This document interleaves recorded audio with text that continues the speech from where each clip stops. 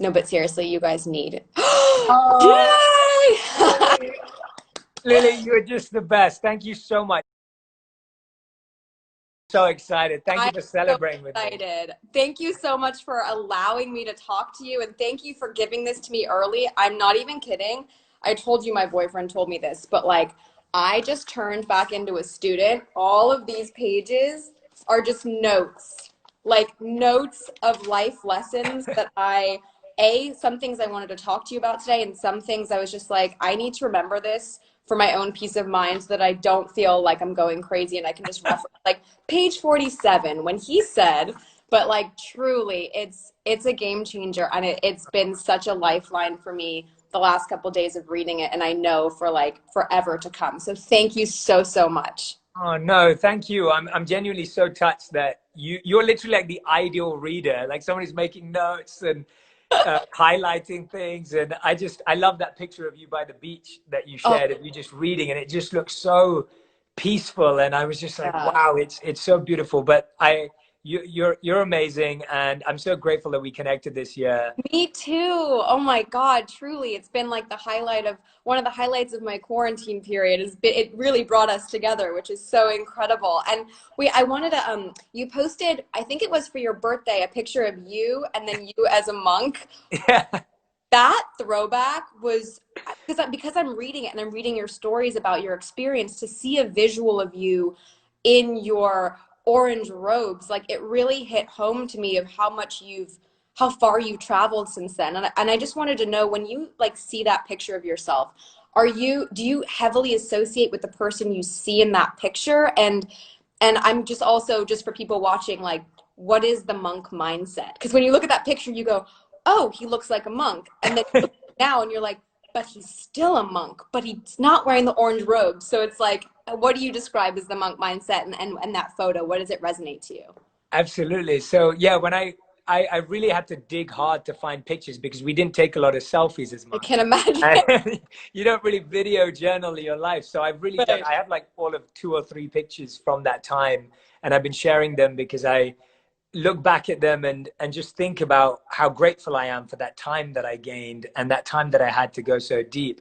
So when I look at that, I actually look at the person that I am and I feel like I'm the same person, and I've just become more and more a true, authentic, real version of myself. And that's with all my flaws, all my mistakes, all my realities, all my imperfections, but just becoming more and more accepting and knowing of all of them. Mm. And that's what I see in that transition. And with the monk mindset, when you ask what is the monk mindset, to understand the monk mindset, we have to understand the monkey mind. And so in Right. the That was introduction, interesting. Yeah.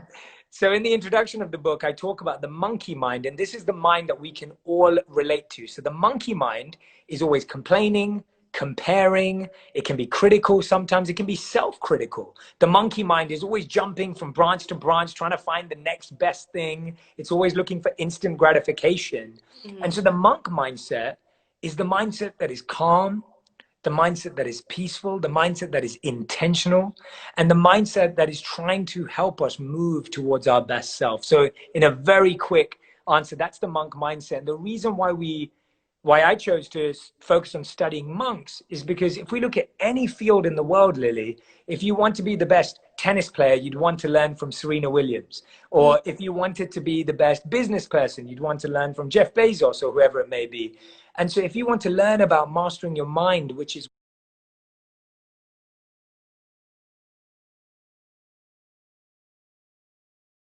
monks have dedicated their whole life to.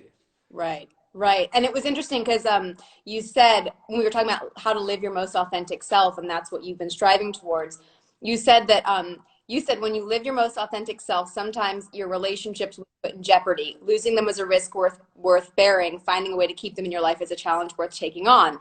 And I thought that was so interesting because right now during quarantine, I know myself and so many of my friends that I've talked to have been going through this form of like an identity crisis of, who am I when stripped of seeing my friends, doing my job in the way that I'm used to, having those daily distractions. And you talk a lot about distractions and how silencing exterior distractions actually allows you to finally do what it is that sometimes we all avoid, which is, not listening to those voices outside, but then now having to deal with our voices inside.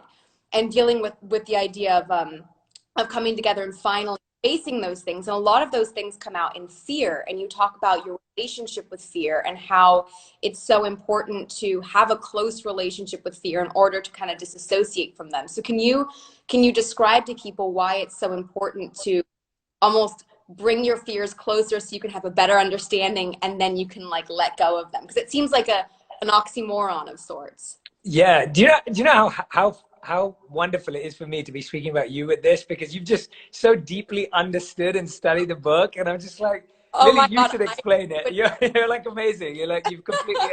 So as Lily explained in the chapter that's dedicated to fear, and I really believe that fear is almost the root of anxiety. So Mm. if you're someone out there right now and you're watching this and you're thinking, I deal with a lot of anxiety, or you're thinking you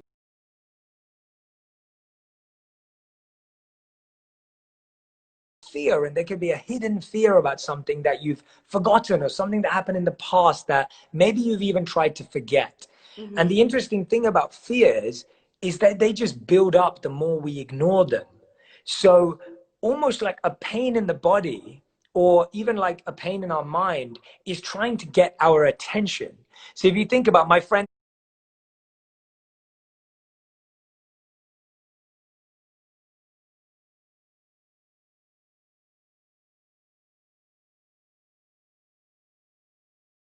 something, the only way babies can tell you that they want your attention is by crying. Right. And so our fears or our anxiety is trying to get our attention. So when we try and distract ourselves from our fear, or we try and avoid it, or we try and numb it, we're actually making it harder to overcome our fear, because what it's asking for is our presence. Now, I'm not saying that when you're feeling anxious, you have to dive straight into it. But when you've got a bit of space, you've got a bit of stillness, it's really important to go back to and say, well, what am I really scared of? Why is this fear there? And the more you start to understand and unravel your fear, you get to the root of what's really affecting you. Right.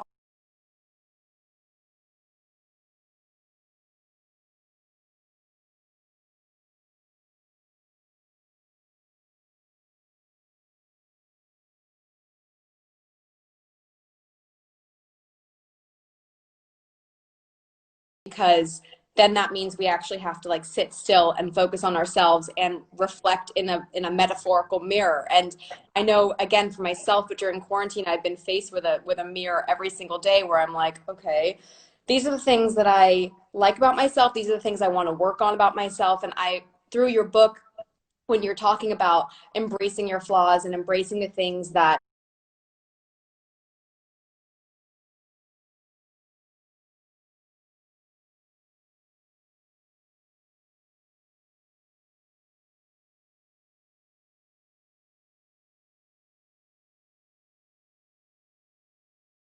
put the word to this feeling that I've been feeling mostly over the past year, but where I've really felt like I've been shifting towards what excites me and where I see the most positive outcome in the work that I've done.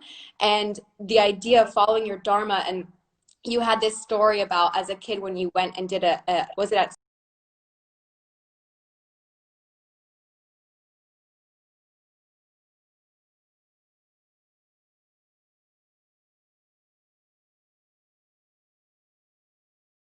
it when you were older, and then realizing, wait, I actually want to take knowledge and bring it to more people and make it go viral, and that's what I want to do. And that's so the idea of dharma and mastering the mind. Can you speak a little bit about what your calling is and how people can maybe find it, and what dharma means? Because I think if everyone focused more on following their dharma, like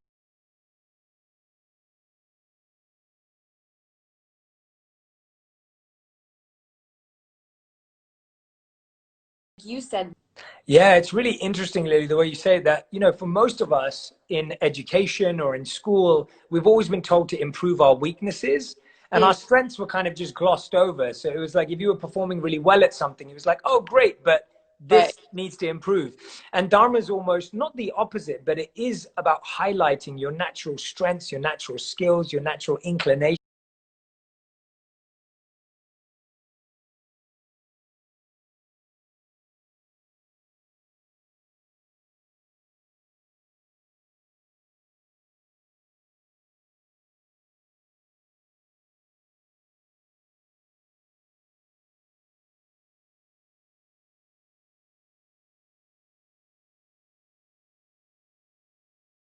translated in English to eternal purpose and Mm. inherent nature. And there's a beautiful quote by Albert Einstein where he said that everyone's a genius, but if you judge a fish by its ability to climb a tree, it will spend its whole life believing that it's stupid. And for so many of us, we're like birds trying to be lions, we're lions trying to be giraffes, we're giraffes trying to be zebras. And the point is that when we become the best version of ourselves, we're no longer scared about or intimidated by other people living their dharma. And Mm-hmm. so the first thing is we have to uncover our passion. And Lily, as you said, you've been moving towards things that bring you life and bring you joy. And passion's like a teenager. And before we become a teenager, we're a child. So that's like having interest in something. Mm. And before we're a child, we're a toddler or we're being born. And the birth of passion is curiosity. So Mm-hmm. it's like, what sparks your curiosity? Right now, you may not have a passion, you may not have something you love, but what is it that you could watch documentaries about all day or read books about all day? That's your passion. And then strengths. Strengths is something that, well, you said in my own story of, I wasn't born good at communicating or speaking on stage. I actually was really nervous. And for me, that was a strength that I was very lucky to build by attending public speaking and drama school and getting that support from my parents. And for me, that's what made me realize that there are so many strengths out there. Don't confuse weakness with inexperience. And I Mm. think that's a really big thing for us. We think we're not good at something, but actually the truth is we've just never experienced it. We've never tried. And the third part of Dharma is compassion, which is probably one of my favorite ones, because sometimes you don't find your purpose through passion, you find it through pain. Mm. And you find your purpose because you went through something or someone you love went through something, and now you never want anyone to go through it again. And so that sparks your journey of purpose and Dharma. Which I love. And you know, you also you had a quote where you said you can't be anything you want, but you can be everything you are. Which Yeah. I thought there were so many quotes in this book where I was like, ah, harsh, but so true. You know, when you're taught when you're young, you know, you can be anything you want, but it's actually instead of striving to be something so badly where maybe your skill set is just not there, what is it that you're really great at, and embrace that, and then just be all of that and be everything that you are to the best ability that you can, because there is no other you out there. And somebody else, I guarantee, will be looking at you and watching you going, God, I wish I want to be more like that, or I want to have more of that. And it was just so interesting to read that and go, it seems so basic of a statement and harsh and so true and amazing. And once you start to realize that, I think it kind of just opens you up to more, just to being more open about analyzing what it is that you love and makes you tick, and what it is that you give that other people really receive full-heartedly. I think that's a really good lesson. And you talk a lot about routine. Now I know that, again, in quarantine for myself, it's been I know we're a little bit, you know, later on now in quarantine, but at the beginning it was, okay, like, how do I spend my time, and what do I do when I can't go to the gym, or I can't see my friends, and I can't have those work meetings. So why is it so important, you know, in times like this, but also just in life, to have a set routine where you know the basics of what your day will look like, but then also being open to kind of whatever comes your way, because you don't want to be such a stickler, you know, that all of a sudden you can't let life happen to you. But yeah, explain why routine is a way to kind of build to greatness in a sense. So I think all of us, Lily, during the pandemic and lockdown have just realized how uncertain life is. Yeah. And I think we always knew that, but this has been that extreme awakening for all of us, that there is just so much uncertainty. And the Mm. thing about life is that we know that uncertainty is always going to be there. In every day, there can be a surprise, there can be a unexpected change. And so having a routine gives you certainty in uncertainty. And I Right. think that's the key about routine, is that if you have a few things that you know are going to stay the same every day, they give you a strong foundation, they may give you a strong shield, they let you feel like you're putting on your armor, and Mm-hmm. they help you feel prepared for whatever uncertainty is going to come. Whereas if you don't have a routine, you're literally blindly walking into more uncertainty every day without having a stable foundation. So that's why routine is so important. And it was such a big part of our monk life. And by the way, just remember, routine doesn't mean you don't have spontaneity. Right. Routine actually lets you have greater spontaneity because it gives you a stable foundation from which you're operating in a happy, joyful space. And now you can look for the magic in the day. Right, right. And I think part of the idea of allowing yourself to embrace each day with whatever comes is, like, you talk a lot about gratitude. And I know that you and I have spoken about gratitude, and it's something that I've just tried to bring. And I love when you said it's not just about having like hashtag blessed. It's about truly embracing feeling grateful for every moment. And I think sometimes people can say, oh, okay, you know, it's like that's kind of annoying to always see things that way. And, you know, what does that not mean that you embrace when things go badly? It's like, no, just remembering that the little moments are things to be cherished. And especially right now where we're grasping for inspiration and creativity and love and light, it's being grateful for things really can change your mindset. And you talk a lot about how important gratitude is. Yeah, when you're present in gratitude, psychologically, you can't be anywhere else. So the mind, there's studies on this, and that's why the book has so much science in it, because I really believe that if you look at the studies on gratitude, it's not a fairy tale concept. It's practical and it's real, that when you're feeling grateful, your mind actually can't be in another state. So Right. gratitude is a state of being. And the example you just gave, Lily, I'm going to ask you a question actually. Name two of your close friends, just whoever you like. And they can be, you can make imaginary friends too if you don't want to name anyone real. Liana, Annie. Okay, Liana and Annie. I have a disclaimer that anything I say about Liana and Annie from this point forward is not true. I do not know them, and this does not reflect their real character. Just putting it out there. Got it. So let's say, Lily, that after this is all over, you throw a party for your friends at your home, and everyone comes over, and you spend time together, and Liana and Annie send you a message the next day to thank you. So Liana messages you, and she said, "Hey, Lily, had a great time. Thank you." Right? That's her message. And then Annie messages you, and Annie says, "Lily, that party was amazing. The food was incredible. I loved seeing your family and your friends. Your home is just stunning. And oh, we just had so much fun. And the games were just, we need to do this again. We need to do this again." Yeah. So you've got those two messages. Now, Lily, you're a very grateful person, so you're grateful to both of them. But tell me which one fills you with more joy. Yeah. Specificity of why they enjoyed it, and the really in-depth detail of like, oh, this person remembers exactly why they had fun. I totally get that. Yeah, exactly. So not only does that gratitude make you happier, the science suggests that gratitude even makes the giver of gratitude happier.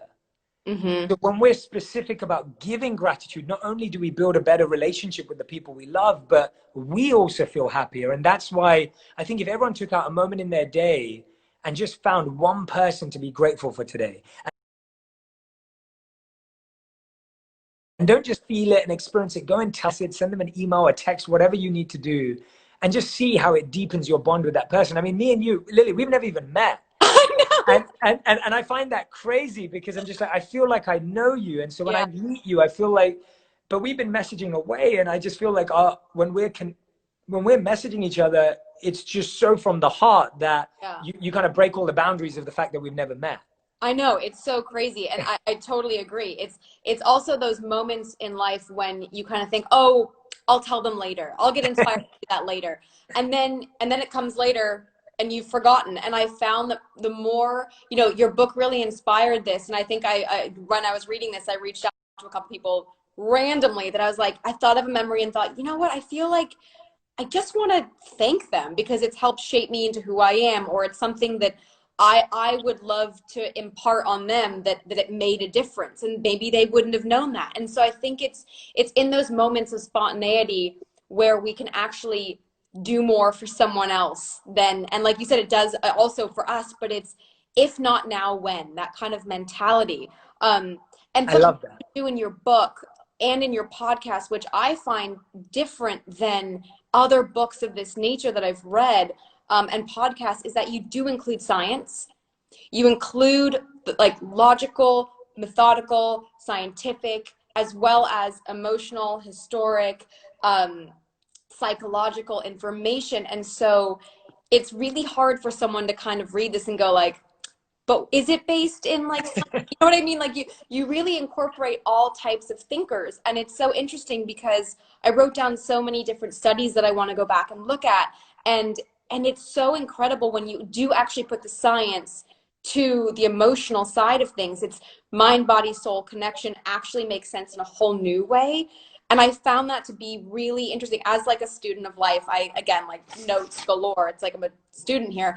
I found that to be really useful because it makes it even harder for people to kind of combat, you know, and go, but I don't believe it because like, would that really happen? You're like, no, Yeah. it's actually proven. Harvard Business School did a report on it, you know, and it's just, it made it so, so palpable in a different way. Yeah. So I also have a couple friends, you know, and myself included in the past that, you know, have had relationship, have had certain relationship patterns, and maybe there have been certain people in your life, romantic, friendships, business, that have come and gone, that there you've seen a bit of a pattern there, or at least I've seen a bit of a pattern there. And you talk about, you know, until you understand yourself, you won't be ready for the love that you should deserve. And that you said there's a difference between being grateful for what you have and settling for less than you deserve. And in every relationship, you have the opportunity to set the level of joy you expect and the level of pain you'll accept.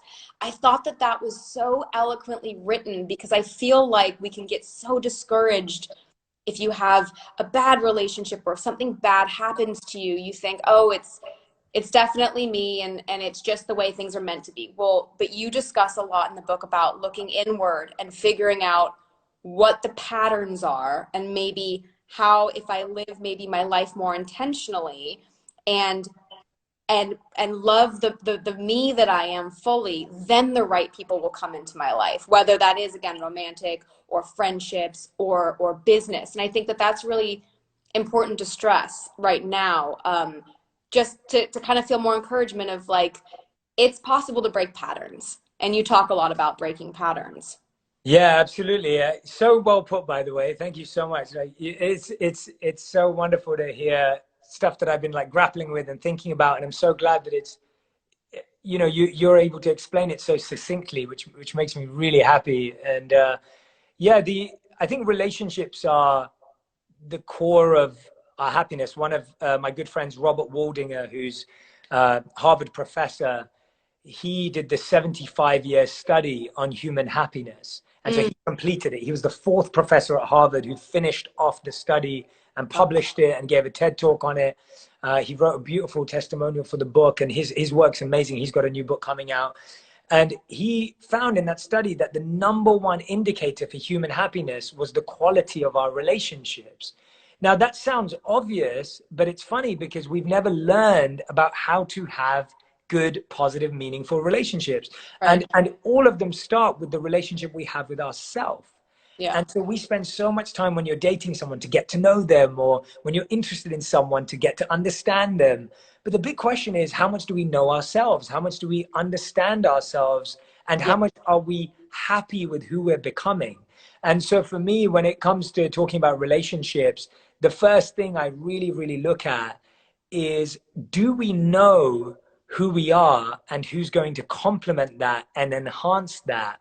Or Mhm. are we looking for what we don't have in someone else? Yeah. And for the majority of us, we are demanding what we did or didn't get from our parents. Right. And we Right. mirror that and project that into our relationship. So if our parents were really loving and secure, then we're looking for that complete love and security in our partner. And if our parents were not present, then we're looking for that presence from our partner. And so if we heal that relationship with our own pattern and Yeah. our own generation, then we can really have a true relationship with someone else.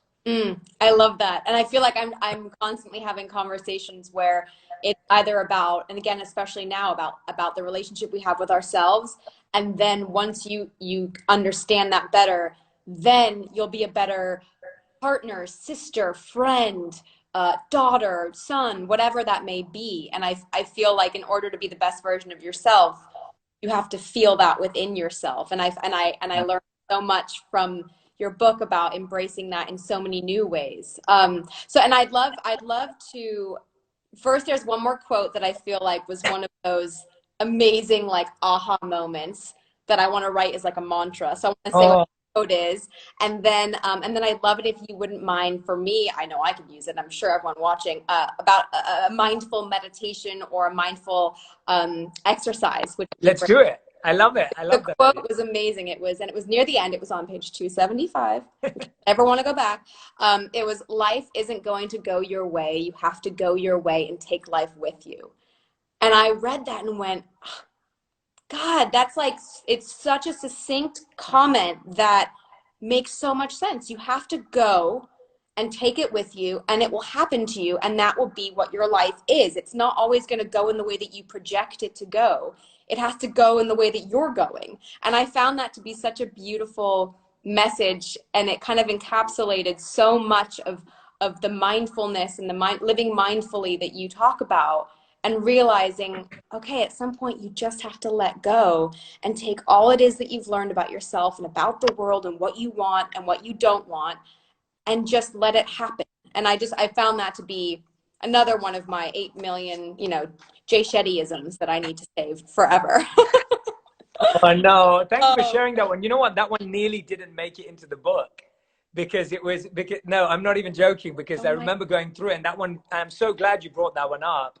It nearly didn't make it in because it meant so much to me, but we were trying to figure out, would it would people really understand what I was saying? And right. you totally have shared it beautifully. It's half the time we struggle in life because we have a version of what we think life should look like, and the path you're currently living. So it's almost like you have a projector screen in your head that's projecting this picture of what it should look like. And then you have the real path, and they don't match. And you go, oh, no, I'm going the wrong way. I'm going the wrong way. And you freak out. But actually, you know, you'll get to where you want in life, just not in the way you imagine it. And we have to disconnect and detach from how we think life should look, and Yeah. then actually live it the way it is. And like you said, that just you take it with you. And I think if we can learn to do that, and I can honestly say that in my life, that the book was meant to come out in April, and it got pushed back, and I don't even think I'd met you before. I don't think we'd even connected. Met So doing the weed. correct. The We Day, Yeah, yeah. yeah. And I think that was like at the beginning of the pandemic, maybe, Yeah, or near the beginning. I think it was either late April, or it might have been May, because it was when yeah, school was finishing for graduation, and it was, yeah. totally. And so if I just think about it for a second, my book was meant to come out before I knew you. Today I'm here with you, thanks to you, and my heart is full of humility and gratitude and love for you. You're just one of the sweetest people I've ever met, and I wouldn't be doing this with you today if all of this hadn't had Uh, happened. And I just always look back at life and just try and think, what would I have missed had mhm. this challenge not arose? And when you ask yourself that, you start noticing that there are just so many gifts. So yeah, Yeah, thank you for pointing that one out. And yes, I would love to share a meditation. please, yes. Okay, so what I'm going to do is I'm also going to play some music because I like having some. Let's You do this. talk about sound and how important sound is. Oh, absolutely, absolutely. Sound is, I actually think that more of us can do a better job of sound designing our life. Mm. And one second, I am just preparing this to get this right. Thank you, everyone, for your patience who's going to join in with us. Okay, let's see if that works. Awesome. Okay, so all I'm going to ask everyone to do, whether you've meditated before or you haven't, all you have to do is follow along. And you can do this wherever you are, apart from if you're driving. That's the only place you're not allowed to do this. When you shouldn't be watching this anyway. But apart from that, you can be anywhere in your home. Just find a quiet space. You can just have your phone in front of you. But you're going to close your eyes in a moment. And I just want you to be comfortable. So don't try and be really erect or really straight, or just be comfortable and be in a comfortable environment. And if you need to move while you do it, that's fine. So I'm going to ask everyone, including Lily, to close their eyes, and I'll close my eyes too. And Lily, give me a thumbs up when you can hear the music. Okay.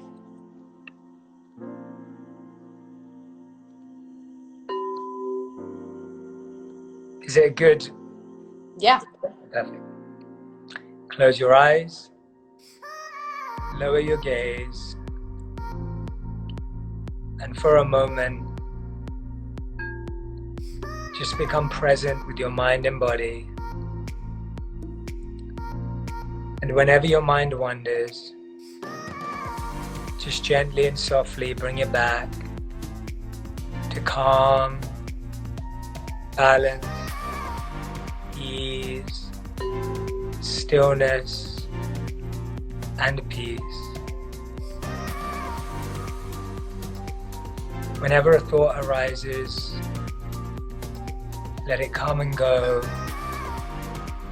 but just bring your awareness to calm, balance, ease, stillness, and peace. Place your right palm on your heart and repeat after me. I am exactly where I need to be. I am exactly where I need to be. When you say this, try and believe it in your body, mean it in your mind, and feel it in your heart. Once more, I am exactly where I'm meant to be. I am exactly where I'm meant to be. And let's say it once more. Repeat after me. I am exactly where I need to be. I am exactly where I need to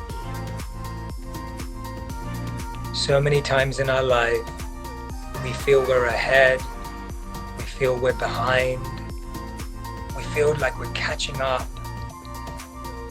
But when we just accept that all the power is in the present and that we are perfectly placed and positioned, we can truly reach our potential. Become aware of your natural breathing pattern. Breathe in and raise your shoulders up and back. Breathe out and roll them back and down. Breathe in and roll your shoulders up and back. Breathe out and roll them back and down. Once more, breathe in and roll your shoulders up and back. Breathe out and roll them back and down. Feeling more aligned. Feeling a natural sense of calm, balance, stillness, and peace. And breathe in now and lower your left ear to your left shoulder as you breathe in. And breathe out and bring it back to the middle. Lower your right ear to your right shoulder as you breathe in. Breathe out and bring it back to the middle. Lower your left ear to your left shoulder as you breathe in.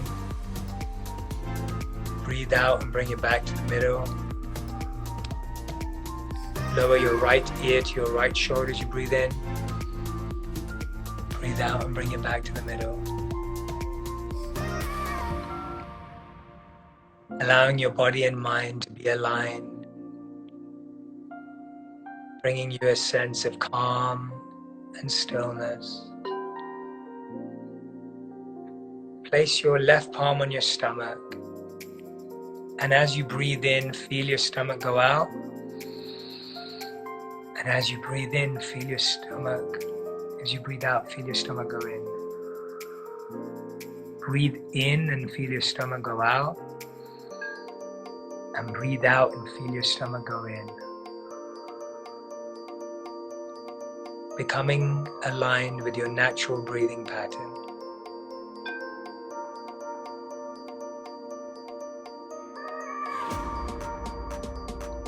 Become aware of how the air enters in through your nose, how it leaves through your body, how your feet are on your bed or on your ground, how your back is in the chair or on your bed.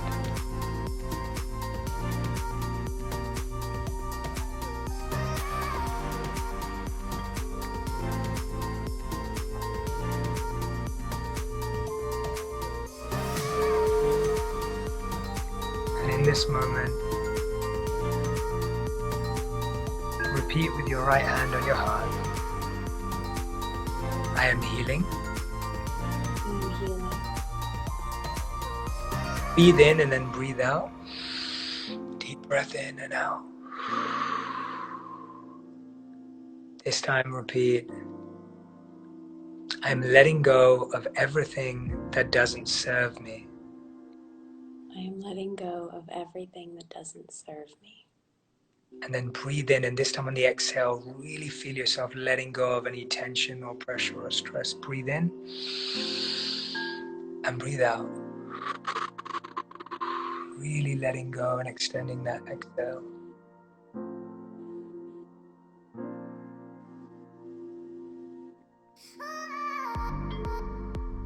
And when you're ready, in your own time, at your own pace, when you're ready, you can gently and softly open your eyes.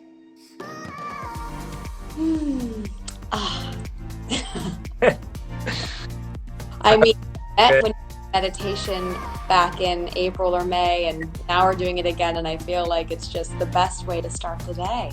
It is. It's so stilling. And I just want to say that was a beautiful sound bath from a YouTube channel called Healing Vibrations. So you can definitely go and subscribe to them if you enjoyed that music, everyone. They're fantastic, and they do these beautiful pieces. But Lily, I'm glad I got to share this with you again, and I can't wait to do it in person. And you spoke about the podcast. It's my turn to interview you on the podcast. So that's I literally listen to that podcast religiously. Do you know how many screenshots I send my friends being like, guys, no, this is the next best thing. Oh, this is the next. I'm like, I started a folder on my iPhone of all the go back to. So it's like, I would be so honored, and it's my honor to be like talking about this all day. Please, again, for everyone that hasn't pre-ordered, you should have. And if you haven't, go get it today from your local bookstore, Amazon, anywhere. I'm so thrilled for you, Jay. I'm so proud of you as a new friend and someone in my life. And I have nothing but love and light for you. And I can't wait to finally meet you in person. We're going to do it. I can't wait to have you on the podcast. I'm so excited to interview you and learn more. And I'm so excited for our genuine friendship that started from a place of purpose. Yeah, and it's amazing. Yeah. Well, thank you. Have a great rest of your book walk today. So exciting. Congratulations. This was the best start. Thank you, Lily. Thank you. Mwah. I'll see you. It is. Thank you. Bye. Bye, everyone. Thank you.